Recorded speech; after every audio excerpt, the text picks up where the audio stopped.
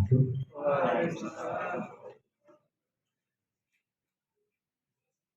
Ini kayaknya lagi tegang-tegang semua kan. Hidup mahasiswa. Hidup. Hidup mahasiswa. Hidup. Dengan semangat itu, ini merupakan suatu anugerah energi yang luar biasa. Karena tidak semua orang ketika kita bicara mahasiswa, tidak semua orang mendapatkan kesempatan untuk menduduki bangku kuliah. Namun pada hari ini, pertama saya ucapkan terima kasih dan salam hormat setinggi-tingginya kepada Forum Mahasiswa Merah Putih yang dipimpin oleh sahabat saya, Fahrul Rozi, dan juga salam hormat kepada abang saya, kenapa abang, meskipun sudah umur mungkin sudah menginjak usia tua ya bang, namun semangat mudanya ini kan masih sangat menyala. Jadi sudah sangat betul tadi yang disampaikan bahwa pemuda itu tidak diukur dengan usia, namun pemikiran intelektual yang dia punya, itulah pemuda yang sebenarnya. Terus kita bicara peran pemuda dan mahasiswa dalam memandang sosok pemimpin tahun 2024 ini sangat luar biasa sekali. Hari ini mahasiswa, pemuda sudah mau dan memberikan setidaknya kepada masyarakat, memberikan pandangan bahwa inilah pemimpin yang cocok. Artinya hari ini diskusi, kalau pandangan saya bang, mohon maaf, pandangan saya bukan hanya menyiapkan calon pemimpin di tahun 2030, akan tetapi Forum Mahasiswa Merah Putih ini memberikan edukasi kepada teman-teman bahwa Forum Mahasiswa Merah Putih tahun 2024 ini akan menentukan salah satu sosok. Itu sangat luar biasa sekali. Kembali kepada pemuda dan mahasiswa ini merupakan aset ya, merupakan aset terbesar negara. Mungkin ini adalah aset terakhir yang dimiliki. Karena hancurnya atau berjalannya suatu kenegaraan, ketatanegaraan, ya dilihat dari pemudanya sekarang, dilihat dari kapasitas mahasiswa sekarang. Karena abang-abang kita yang sekarang menduduki di bangku legislatif, eksekutif, itu sebentar lagi mereka akan kita gantikan. Kalau kapasitas kita ya cukup minim, ya jangan harap kalau negara ini akan dipimpin oleh orang-orang yang tidak berkualitas.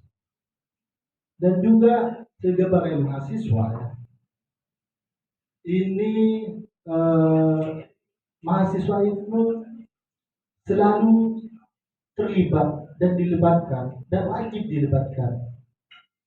Kenapa begitu? Karena kita lah yang akan memimpin Indonesia ke depan. Karena kita lah yang akan memangku Indonesia ini ke depan. Sejak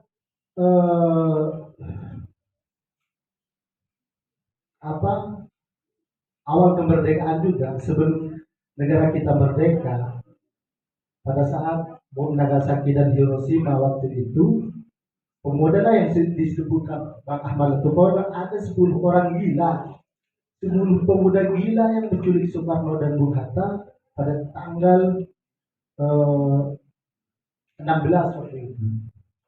Rengas Dengklok untuk bagaimana mendesak Bung Karno untuk segera memproklamirkan kemerdekaan Indonesia. Meskipun pada saat itu ada beberapa kelompok yang menginginkan kemerdekaan 100% waktu itu. Namun betul yang disampaikan abang tadi, bahwa ketika pada saat itu Bung Karno tidak memproklamirkan kemerdekaan, apakah kita bisa berkumpul pada saat ini? Ataukah Indonesia ini sudah menjadi bagian daripada negara lain. Juga jatuhnya rezim Soeharto itu juga ada keterlibatan mahasiswa pada saat itu dan pemuda. Waktu krisis ekonomi yang cukup besar, waktu juga pembungkaman demokrasi yang sangat luar biasa pada saat itu. Namun mahasiswa melakukan konsolidasi diam-diam waktu itu dan melakukan persatuan untuk bagaimana bisa menyuarakan ini loh yang benar. Makanya sudah barang tentu mahasiswa itu wajib hukumnya untuk turun ke jalan, itu menurut saya ya. Walaupun demo itu adalah jalan buntu kalau kata Ahmad Labubuan tadi. Namun itu suatu kebanggaan. Saya juga sebagai mahasiswa, ketika kita turun ke jalan itu senangnya luar biasa. Apalagi kita diberikan kesempatan untuk orasi, itu sungguh luar biasa. Namun karena tugas kita sebagai mahasiswa ya, mahasiswa itu harus cerdas sebenarnya, harus cerdas dalam artian hari ini dan mungkin beberapa kelompok mengatakan bahwa mahasiswa itu harus anti pemerintah ataupun harus mengkritik pemerintah.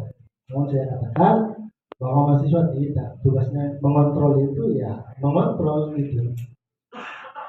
Ada kebijakan yang perlu kita dukung dan ada kebijakan yang harus kita dengan lantang kita tolak gitu. Itulah tugas mahasiswa. Artinya siapapun pemimpin yang kita harapkan 2024 sampai ke depan ini adalah yang kita inginkan semuanya yang terbaik. Kalau bisa yang bisa main habis itu. Pokoknya ya seperti yang disampaikan teman-teman, kembali kepada rakyat. Makanya waktu itu Ki Hajar Dewantara mengatakan pemimpin yang benar itu adalah pemimpin yang berani dan mau duduk di tengah-tengah masyarakat. Saya lebih senang melihat pemimpin dia itu belusukan turun ke masyarakat. Karena ketika kita diskusi dengan masyarakat itu benar-benar memang keluar dari hati yang disampaikan. Beda dengan kita berkumpul ataupun berdiskusi dengan penguasa, itu bicaranya nafsu. Bagaimana proyek kita ini selesai? Bagaimana dengan modal 100 juta bisa menghasilkan 1 M? Itu bicaranya nafsu. Tapi kalau dari rakyat, makanya pemimpin yang dibutuhkan pada tahun 2024 ini memang betul-betul yang berasal dari masyarakat bawah, civil society, terus ya dia merakyat. Apalagi yang kita butuhkan adalah pemimpin yang dekat dengan pemuda dan mahasiswa. Itu yang kita inginkan.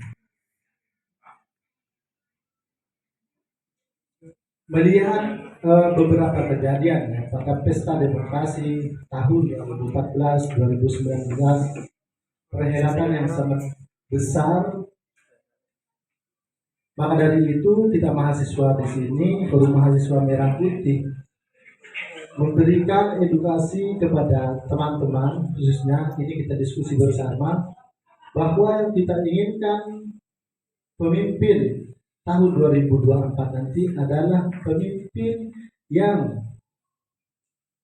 tidak menggunakan politik-politik identitas, politik-politik golongan.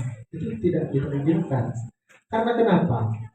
Pernah filsuf Jerman mengatakan, dia menulis buku namanya Zum Ewigen Frieden, yang artinya menuju perdamaian abadi. Dalam buku itu mengulas beberapa di antaranya tentang perdamaian ya. Artinya ketika kita melakukan suatu kontestasi ataupun pesta demokrasi pemilihan pemimpin, di situ tidak lagi ketika terpilih teriak-teriak, artinya damai. Ini kan sekarang kalau kita lihat ya, dari beberapa pemimpin ini belum mampu untuk menyatukan Indonesia. Kalau Nusantara terlalu luas ya, karena Nusantara itu bukan hanya Indonesia, ada Malaysia, Singapura, Thailand itu juga bagian dari Nusantara. Bagaimana dia itu bisa mengakomodir semua golongan, baik dari golongan agama, etnis, suku, dan ras, itu bisa disatukan sehingga tidak ada lagi ada gerakan-gerakan tambahan. Di Aceh teriak merdeka, di Papua teriak merdeka, di Madura teriak merdeka. Itu yang kita tidak ingin. Kenapa mereka itu melakukan gerakan-gerakan tambahan? Yang mungkin ini melakukan politik-politik identitas, politik-politik yang menyentuh hatinya sehingga dia itu tidak sejalan gitu. Maka dari itu pemimpin yang kita harapkan ke depan adalah pemimpin yang benar-benar mampu dan mau turun kepada masyarakat, khususnya karena saya di kalangan mahasiswa, khususnya dia itu yang mau berkolaborasi dengan mahasiswa. Saya tidak banyak yang mau sampaikan karena cukup komprehensif yang sudah disampaikan dari Bang Ahmad Latupono, ada Bang Jamil tadi, itu sudah cukup komprehensif ya untuk memandang sosok pemimpin. Namun sih yang saya harapkan kepada teman-teman, saya senang sekali ketika hari ini teman-teman mahasiswa dan pemuda yang lain belum melakukan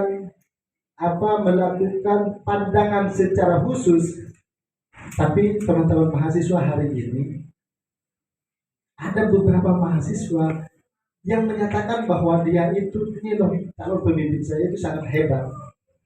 Makanya saya sangat senang ketika ada kelompok-kelompok pemuda dan mahasiswa mengatakan dan mensosialisasikan calon pemimpin tahun 2024. Itu luar biasa sekali. Karena itu yang harus kita perjuangkan. Waktunya hari ini, bukan harus kita menunggu perintah. Artinya ini loh mahasiswa, saya sebagai agen perubahan harus memberikan edukasi bahwa saya mempunyai calon pemimpin tahun 2024. Ini memang yang tepat. Alasannya kenapa? Mungkin juga akan dijelaskan oleh kelompok-kelompok itu. Kalau perlu, teman-teman juga mampu mendeklarasikan nanti pada Pilpres 2024. Itu pandangan saya ya. Maka tidak salah jika teman-teman hari ini menjunjung atau meninggikan, selalu mengangkat elektabilitas calon pemimpin yang akan dia usung. Mungkin itu saja. Ini biar kita diskusinya interaktif aja. Cukup sekian.